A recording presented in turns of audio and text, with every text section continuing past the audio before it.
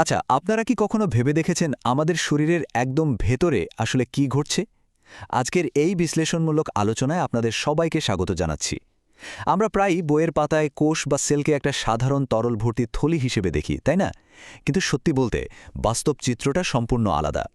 অণুবীক্ষণ যন্ত্রের নিচে একটা কোষকে জুম করলে আমরা সেখানে কোনো থলি নয়, বরং একটা অসম্ভব ব্যস্ত, প্রাণবন্ত আর জটিল মেগাসিটির দেখা পাব। এই শহরটি এমন একটা মাইক্রোমেট্রোপলিস যার নিজস্ব মহাসড়ক, পাওয়ার প্ল্যান্ট, বর্জ্য ব্যবস্থাপনা কেন্দ্র, এমনকি নির্মাণ শ্রমিকও রয়েছে। চলুন একটা আধুনিক শহরের সাথে তুলনা করে আজ আমরা এই জীবন্ত কোষের ভেতরের বিস্ময়কর কাঠামো আর কাজগুলো খুব সহজে বুঝে নিই। একটু কল্পনা করুন তো, একটা বিশাল মেগা সিটি, যেমন ধরুন আমাদের ঢাকা, টোকিও বা নিউ ইয়র্ক, কিভাবে দিনের পর দিন এত চমৎকারভাবে টিকে থাকে? এত এত সুউচ্চ ভবন, এগুলো ভেঙে পড়ে না কেন? কিংবা শহরের এত বর্জ্য কিভাবে কোনো স্বাস্থ্য ঝুঁকি ছাড়াই পরিষ্কার করা হয়? একটা শহরে টিকে থাকার জন্য যেমন শক্তিশালী অবকাঠামো আর নিখুঁত একটা ম্যানেজমেন্ট সিস্টেম দরকার হয়, ঠিক তেমনি একটা আণুবীক্ষণিক কোষেরও টিকে থাকার জন্য একদম ওরকমই একটা অসাধারণ ইন্টারনাল সিস্টেম রয়েছে। তো চলুন বিষয়টা আরেকটু গভীরভাবে দেখি।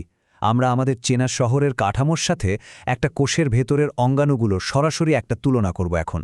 একটা শহরের দালান কোঠা ধরে রাখার জন্য যেমন শক্ত স্টিলের গার্ডার লাগে, গাড়ি চলার জন্য হাইওয়ে লাগে, আর পানি ধরে রাখার জন্য বিশাল ওয়াটার টাওয়ার লাগে, কোষেরও কিন্তু ঠিক সেরকম নিজস্ব স্টিল গার্ডার, মহাসড়ক আর জলাধার রয়েছে। এগুলো কিভাবে আমাদের কোষ নামক শহরের একটা অপরিহার্য অংশ হিসেবে কাজ করে, সেটাই আমরা ধাপে ধাপে দেখব। প্রথম বিভাগ, শহরের অবকাঠামো। শুরুতেই আসা যাক আমাদের মাইক্রো মেট্রোপলিসের প্রথম বিভাগে। এটা হলো সেই ভৌত অবকাঠামো যা পুরো শহরটাকে একটা নির্দিষ্ট আকার দেয়। আচ্ছা, বহুতল ভবন নির্মাণের সময় আমরা যে বাঁশ বা লোহার স্ক্যাফোল্ডিং ব্যবহার করি, দেখেছেন নিশ্চয়ই? কোষের ভেতরেও ঠিক এমন একটা স্ক্যাফোল্ডিং থাকে। বিজ্ঞানের ভাষায় এটাকে বলে সাইটোস্কেলিটন। সাইটো মানে কোষ আর স্কেলিটন মানে কঙ্কাল। সহজ কথায় এটা সাইটোপ্লাজমের ভেতরে থাকা প্রোটিনের তৈরি সুতোর মতো একটা বিশাল নেটওয়ার্ক। এটা না থাকলে জানেন কি হতো? আমাদের কোষগুলো একদম বেলুনের মতো চুপসে যেত। এটা কোষকে শুধু দৃঢ়তেই দেয় না, ভেতরের সব অঙ্গাণুকে সঠিক জায়গায় ধরেও রাখে। তো চলুন দেখি এই কাঠামোটা কিভাবে তৈরি হয়। কোষের এই সাইটোস্কেলিটন মূলত ৩ ধরনের প্রোটিন তন্তু বা ফিলামেন্ট দিয়ে গঠিত।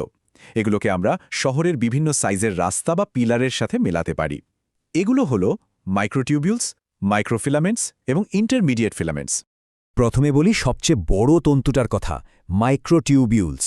এগুলোকে আপনারা কোষের ফাঁকা মহাসড়ক বা মেইন হাইওয়ে হিসাবে ধরতে পারেন। এরা টিউবিউলিন নামক প্রোটিন দিয়ে তৈরি, দেখতে লম্বা আর ফাঁকা নলের মতো। কোষের ভেতরে বিভিন্ন জিনিসপত্র পরিবহনের জন্য এই মহাসড়কগুলো ব্যবহৃত হয়। আর হ্যাঁ, কোষ যখন বিভাজিত হয় তখন এরা ভীষণ গুরুত্বপূর্ণ একটা ভূমিকা পালন করে। এরপর আসছে মাইক্রোফিলামেন্টস। এরা হলো আমাদের শহরের ফ্লেক্সিবল বা স্থিতিস্থাপক কেবলের মতো, যা অ্যাক্টিন প্রোটিন দিয়ে তৈরি। এগুলো খুবই সরু আর সংকোচনশীল। কোষের আকৃতি বদলাতে, সাইটোপ্লাজমের চলনে, এমনকি কোষ বিভাজনের সময় কোষকে দুভাগে ভাগ করতে এই কেবলগুলো সরাসরি কাজ করে। আর এই দুটোর মাঝামাঝি সাইজের যে তন্তুগুলো রয়েছে তাদের বলে ইন্টারমিডিয়েট ফিলামেন্টস। এগুলোকে আপনারা শহরের বড় দালানের ভারী স্টিলের বিম হিসেবে চিন্তা করতে পারেন। এরা কেরাটিন বা ভাইমেন্টিনের মতো শক্ত প্রোটিন দিয়ে তৈরি। এদের প্রধান কাজই হল কোষের আকার ঠিক রাখা আর নিউক্লিয়াস সহ অন্যান্য গুরুত্বপূর্ণ অঙ্গাণুকে তাদের নিজ নিজ জায়গায় একদম স্থায়ীভাবে নোঙর করে রাখা। দ্বিতীয় বিভাগ, কোষ বিভাজনের স্থপতি। অবকাঠামোর কথা তো হলো, এবার চলুন যাই আমাদের শহরের সবচেয়ে ভারী যন্ত্রপাতির বিভাগে। আচ্ছা, একটা শহর যখন আকারে বাড়ে বা নতুন শহর তৈরি করতে হয় তখন বিশাল বিশাল ক্রেন লাগে, তাই না? আমাদের কোষেও ঠিক এমন একটা স্পেশাল বিভাগ রয়েছে যা শুধু কোষ বিভাজনের সময়ই অ্যাক্টিভ হয়। এই বিভাগটার নাম সেন্ট্রোজোম। ব্যাপারটা আরেকটু ক্লিয়ার করি। প্রাণী কোষে নিউক্লিয়াসের কাছে একটা অংশ থাকে যার কেন্দ্রে সাধারণত দুটো নলাকার বস্তু থাকে। এই নলাকার বস্তুগুলোকে বলে সেন্ট্রিওল। আর এই সেন্ট্রিওল আর চারপাশে যে ঘন তরল থাকে তাকে বলে সেন্ট্রোস্ফিয়ার। এই সেন্ট্রিওল আর সেন্ট্রোস্ফিয়ার দুটোকে একসাথেই বলা হয় সেন্ট্রোজোম। এই সেন্ট্রিওলের গঠনটা কিন্তু ভারী চমৎকার। প্রতিটি সেন্ট্রিওল দেখতে অনেকটা খোলা পিপা বা সিলিন্ডারের মতো। এর দেয়ালটা ৯টি মাইক্রোটিউবিউলের ট্রিপলেটস বা ত্রয়ীর সমন্বয়ে তৈরি। আর এই অংশগুলো একে অপরের সাথে লিঙ্কার দিয়ে যুক্ত থাকে। কোষ বিভাজনের সময় এই সেন্ট্রিওলগুলোই সেই বিশাল ক্রেন বা স্পিন্ডল ফাইবার তৈরি করে, যা ক্রোমোজোমগুলোকে টেনে দুদিকে আলাদা করে ফেলে। দারুণ না? তৃতীয় বিভাগ বিপজ্জনক বর্জ্য এবং শক্তি কেন্দ্র। আমাদের এই মাইক্রোস্কোপিক শহর কিভাবে তার বিষাক্ত বর্জ্য পরিচালনা করে সেটা জানলে আপনারা সত্যি অবাক হবেন। বড় কারখানায় যেমন বিপজ্জনক রাসায়নিক তৈরি হয়, কোষের ভেতরেও কিন্তু প্রতিনিয়ত এমন বিষাক্ত জিনিস তৈরি হচ্ছে। এগুলো সামলানোর জন্য কোষের নিজস্ব ওয়েস্ট ম্যানেজমেন্ট প্ল্যান্ট রয়েছে, যাদের বলে মাইক্রোবডি।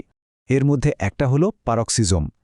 কোষের কাজের ফলে হাইড্রোজেন পারক্সাইডের মতো মারাত্মক ক্ষতিকর পদার্থ তৈরি হয়। পারক্সিজোমের ভেতরে থাকা ক্যাটালেজ নামক স্পেশাল এনজাইম এই বিষাক্ত হাইড্রোজেন পারক্সাইডকে ভেঙে সম্পূর্ণ নিরাপদ পানি আর অক্সিজেনে পরিণত করে। আবার ধরুন উদ্ভিদের বীজের কথা। সেখানে থাকে গ্লাইঅক্সিজোম নামের আরেকটা মাইক্রোবডি। বীজ যখন অঙ্কুরিত হয় তখন এই গ্লাইঅক্সিজোম তার জমানো চর্বিকে ভেঙে চিনিতে রূপান্তর করে, যা চারাগাছটাকে দ্রুত বড় হতে প্রচুর শক্তি যোগায়। চতুর্থ বিভাগ কেন্দ্রীয় জলাধার। কথা বলতে বলতে আমরা প্রায় শহরের শেষ প্রান্তে চলে এসেছি। এখন আমরা উদ্ভিদ কোষ নামক শহরের সবচেয়ে বড় আর আকর্ষণীয় স্ট্রাকচারটার সামনে দাঁড়িয়ে আছি। এটা হলো শহরের বিশাল সেন্ট্রাল ওয়াটার টাওয়ার বা কেন্দ্রীয় জলাধার।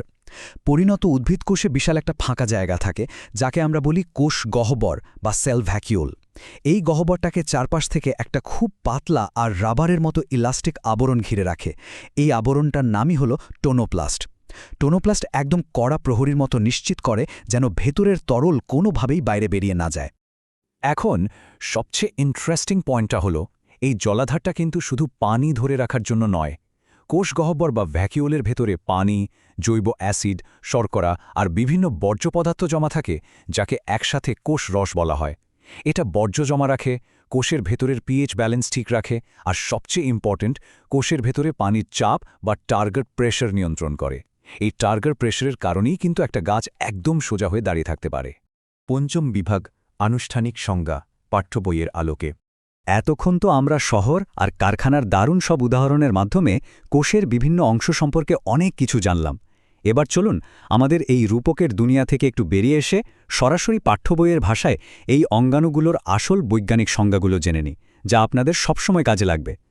আমাদের সোর্স অনুযায়ী সাইটোস্কেলিটনের আনুষ্ঠানিক সংজ্ঞা হল, সাইটোস্কেলিটন হল মূলত সাইটোপ্লাজমে বিস্তৃত প্রোটিন ফিলামেন্টের একটি অভ্যন্তরীণ নেটওয়ার্ক, যা কোষের আকৃতি বজায় রাখে এবং যান্ত্রিক দৃঢ়তা ও কাঠামোগত সহায়তা প্রদান করে। এর তিনটি প্রধান অংশের কথা তো আমরা আগেই জেনেছি: মাইক্রোটিউবিউলস, মাইক্রোফিলামেন্টস এবং ইন্টারমিডিয়েট ফিলামেন্টস। এরপর আসছে সেন্ট্রিওল। পাঠ্য বইয়ের ভাষায় সেন্ট্রিওল হল প্রাণীকোষে নিউক্লিয়াসের কাছাকাছি অবস্থিত একটি আবরণীবিহীন বা ঝিল্লিবিহীন নলাকার অঙ্গাণু, যা প্রধানত কোষ বিভাজনের সময় মাকুতন্ত্র বা স্পিন্ডেল ফাইবার গঠন করতে সাহায্য করে। মনে রাখবেন, এটি 9টি ট্রিপলেট বা ত্রয়ী অনুনালিকা দিয়ে গঠিত একটি নিখুঁত জ্যামিতিক কাঠামো। এবার সেই বিষাক্ত পদার্থ বিনাশকারী পারক্সিজমের সংজ্ঞাটা দেখা যাক। পারক্সিজম হল একটি একক আবরণী বিশিষ্ট মাইক্রোবডি, যার ভেতরে ক্যাটালেজ নামক এনজাইম থাকে। এটি কোষের ভেতরের বিষাক্ত হাইড্রোজেন পারক্সাইডকে ভেঙে নিরাপদ পানি এবং অক্সিজেনে পরিণত করার জন্য দায়ী। আর একদম শেষে আমাদের কেন্দ্রীয় জলাধারের পাঠ্যবই সংজ্ঞাটা জেনে নিই। কোষগহ্বর হল সাইটোপ্লাজমে অবস্থিত এবং টোনোপ্লাস্ট নামক ঝিল্লি দ্বারা আবদ্ধ একটি অঙ্গাণু, যা প্রয়োজনীয় পানি ও কোষ রস সঞ্চয় করে, বর্জ্য ধারণ করে এবং কোষের স্ফীতি বা টার্গার চাপ বজায় রাখে। আজকের আলোচনা থেকে আমরা একটা জিনিস খুব পরিষ্কারভাবে দেখলাম যে কোষ কেবল একটা ক্ষুদ্র একক নয়, এটা অবিশ্বাস্য রকম গোছানো আর উন্নত একটা জগৎ। প্রতিটি প্রোটিন ফিলামেন্ট, প্রতিটি এনজাইম আর প্রতিটি আবরণী একদম নির্দিষ্ট নিয়মে তাদের দায়িত্ব পালন করে যাচ্ছে। এই পুরো মেকানিজমটা জানার পর এটা কি সত্যি আশ্চর্যজনক মনে হয় না যে বিলিয়ন বিলিয়ন এমন অত্যন্ত সুগঠিত আণুবীক্ষণিক শহর এই মুহূর্তেই আমাদের সবার ভেতরে সম্পূর্ণ নিখুঁতভাবে অবিরাম কাজ করে চলেছে? এই চমৎকার আর কৌতূহলোদ্দীপক চিন্তাটা দিয়েই আজকের বিশ্লেষণমূলক আলোচনাটি এখানেই শেষ করছি। বিজ্ঞানের এই বিস্ময়কর জগতে আমাদের শেখার যাত্রা এভাবেই চলুক।